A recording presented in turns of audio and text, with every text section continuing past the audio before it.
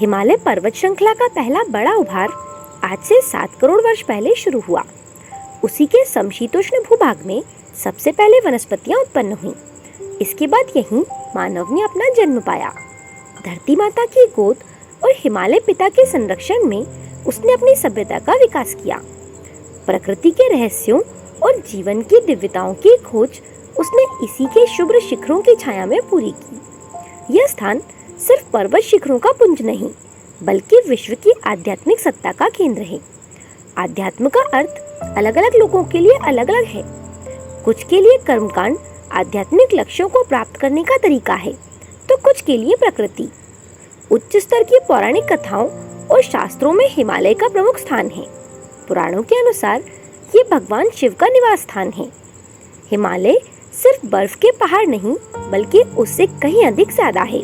ऋषिताएं और देव शक्तियां यहीं रहकर विश्व भर में उन्नत प्रेरणाओं और उच्च स्तरीय विचारों का संचार करती रहती हैं। श्रीमद् भागवत के 12वें स्कंद में दूसरे अध्याय के 3 श्लोक में महर्षि व्यास ने इसी सत्य का प्रतिपादन करते हुए हिमालय में दिव्य सिद्ध पुरुषों की उपस्थिति बताई है और उनके एकत्रित होने के केंद्र को कलाप कहा है। भारतवर्ष के वैदिक अथवा पौराणिक साहित्य में ही नहीं, बल्कि जहाँ कहीं भी आध्यात्मिक चेतना ने अपना विकास पाया है, वहीं इस स्थान के महत्व को स्वीकार किया गया है। रूस के प्रख्यात संत गुरजियफ ने हिमालय की महिमा और यहाँ रहने वाली विशिष्ट आत्माओं से अपने संपर्क की बात स्वीकार की है।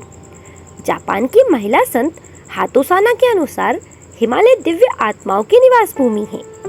यहाँ 15,000 से भी अधिक ऋषिताएं निवास करती हैं। इसका कार्य सृष्टि चक्र के संतुलन में भगवान की सहायता करना है।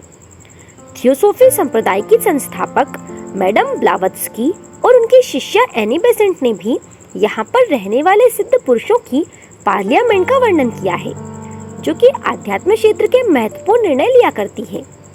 स्वामी योगानंद जी ने अपने विश्वविख्यात ग्रंथ ऑटोबायोग्राफी ऑफ अ योगी में ऐसे अनेक प्रसंगों को वर्णन किया है, जिसमें हिमालय के सिद्ध योगियों के चमत्कारी कर्तव्य का विवरण है। सुविख्यात मनीषी पॉल ब्रंटन और टी लोब्सांग राम्या जैसे अन्वेषकों ने इस क्षेत्र में समर्थ सिद्ध पुरुषों का अस्तित्व पाया है। 200 साल से अधिक समय तक जीवित रहने वाले स्वामी कृष्णाश्रम जी महाराज के ऐसे अनेक संस्मरणों का लेखन यशपाल जैन और अन्य जिज्ञासुओं ने किया है, जिनसे उस क्षेत्र की दिव्य रहस्यमयता उजागर होती है। महामना मदन मोहन मालवीय जी स्वयं कृष्णाश्रम जी के भक्त थे और उनके भक्तिपूर्ण आग्रह से विवश होकर ही उन्होंने काशी हिंदू विश्वविद्यालय की आधारशिला रखी थी। स्वामी जी नग्न अवधूत की तरह हिम प्रदेश में निवास करते थे।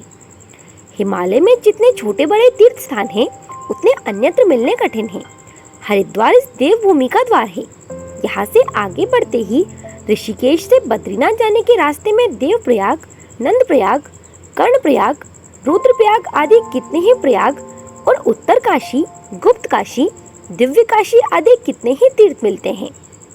इनकी प्रख्याति भले अमरनाथ, ज्वालामुखी, बद्रीनाथ, गंगोत्री जितनी ना हो, पर दिव्यता को कोई अनुभवी समझ सकता है। ऐसे अनेक छोटे छोटे तीर्थों की श्रृंखला यहाँ बिखरी पड़ी है, जिसका सानिध्य व्यक्ति के अधोमुखी मन को सहज ऊर्ध्वमुख बना देता है।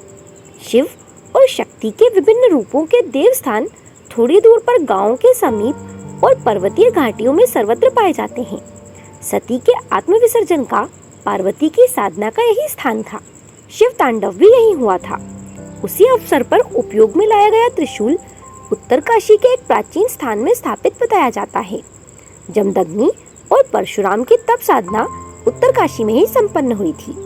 इसके अलावा कई देवताओं, यक्ष, गंधर्वों और सिद्ध पुरुषों का निवास स्थान इसी क्षेत्र में होने का वर्णन मिलता है। पुराणों में क्षेत्र को देवभूमि कहा गया है और इसे स्वर्ग के समान माना गया है। सामान्य पर्वतों की तुलना में इस क्षेत्र की तुलनात्मक महत्ता विशेष रूप से आंकी गई है। उच्च स्तरीय चेतन शक्तियाँ यहाँ बहुलता पूर्वक पाई जाती हैं। आध्यात्मिक शोधों, साधनाओं के लिए सूक्ष्म शरीरों को विशिष्ट रूप में बनाए रखने के लिए ये विशेष रूप से उपयुक्त है। इस क्षेत्र में सूक्ष्म शरीर उस स्थिति में बने रह सकते हैं जो यथा अवसर आवश्यकतानुसार अपने को स्थूल शरीर में भी परिणत कर सके और इस स्तर के लोगों से विचार विनिमय कर सके और किसी बड़ी योजना को कार्यान्वित भी कर सके। ज्ञान विज्ञान के अनेकों अनुसंधान इसी देवभूमि के दिव्य आंचल में संपन्न होते रहे हैं। रसायन विद्या, आयुर्वेद विचारों की खोज, योग विज्ञान के महत्वपूर्ण प्रयोग यहीं की उपज हैं। सप्त ऋषियों की महामनीषी देव मानवों का कार्य क्षेत्र यही भूमि रही है। प्राचीन भारत के स्वर्णिम भाग्य का निर्माण करने वाले गुरुकुल और आरण्यकों की परंपरा ने यहीं से जन्म पाया था। राजतंत्रों के सूत्र संचालक महर्षि वशिष्ठ जैसे धर्माध्यक्षों की तपस्थली यही थी। महाभारत जैसे विश्वकोश स्तर के ग्रंथ की रचना महर्षि व्यास ने बद्रीनाथ के पास व्यास गुफा में ही बैठकर की थी। लगभग सभी महत्वपूर्ण ऋषिकल्प देवताओं की तरह तरह की गतिविधियां हिमालय की सुरम्य घाटियों और कंदराओं में सुविकसित होती रही है।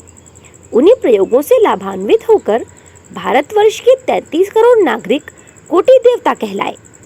भौतिक और आत्मिक प्रगति की उच्च स्तरीय विभूतियों से भरी पूरी होने के कारण भारत भूमि स्वर्गातपी गरीसी कहलाती रही है। इसकी स्वर्गीय परिस्थितियां और विभूतियां सभी के आकर्षण का केंद्र बनी रहीं। इसे वरदान हिमालय ही देता रहा है।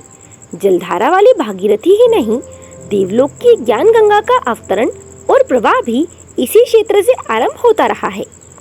ये वीडियो आपको कैसा लगा मुझे कमेंट करके जरूर बताएं। मेरे साथ बने रहने के लिए आप सभी का धन्यवाद।